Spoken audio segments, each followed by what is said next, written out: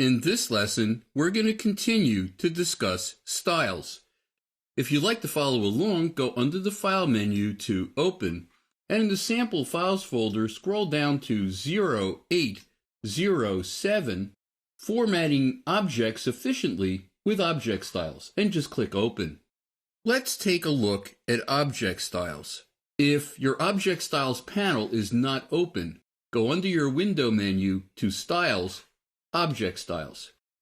Object styles are a way of formatting attributes to an object quickly and with total consistency from object to object. If you're familiar with Illustrator, it's kind of like graphic styles. It's also like a paragraph style for formatting objects instead of type. Let me show you exactly what I'm talking about.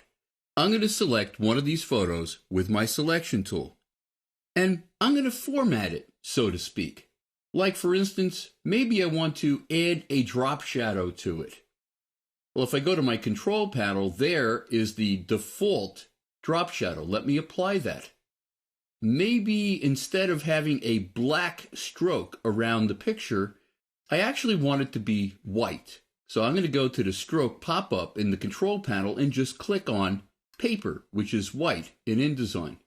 And I'm going to make that white border a lot thicker. How about 10 points? Let me go to my stroke panel. I want to make sure that the stroke is aligned to the inside of the picture. Well, I think I have what I want. Why don't we create an object style that will pick up the attributes that we formatted into this one selected object? All I have to do is go under the Options menu of the object style to New Object Style. I have to make sure that Apply Style to Selection is checked and also Preview. So if you're not seeing anything happen in your Object Styles panel, make sure to check Preview. And you can see that the listing has been added and it's highlighted. I'm going to call that listing Photo Frame and just click OK. Now I have the style. How does it work? It works exactly the same way as paragraph styles. I'm going to select a picture with my selection tool and click Photo Frame.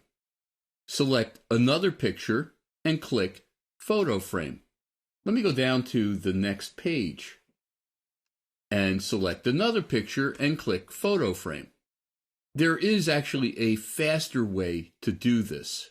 I'm going to click on a listing and drag it to the edge of one of those photos. And when I see a little hand with a plus, I'm going to let go. And it applied it to that picture without ever selecting it. So let me do this. I'm just going to click and drag to each one of these pictures, making sure to drag to the edge of the picture. Let me go to this one, and this one, and this last one. Now that I have my pictures formatted, I'm not exactly sure that I like what I did. Let me select just one of these pictures, because one of the things I'm noticing is the drop shadow is very dark, very heavy, and not very soft. And also, the white edge of the photo, I really can't see it. It's blending in with the background color, which is also white. Let me select that photo again, and I'm going to make some changes to that drop shadow. Right next to the drop shadow button, there's an FX pop-up menu. Anywhere you see FX, it has to do with effects. I'm going to click down on that button and choose drop shadow, which is already checked. I'm going to change the settings for the drop shadow.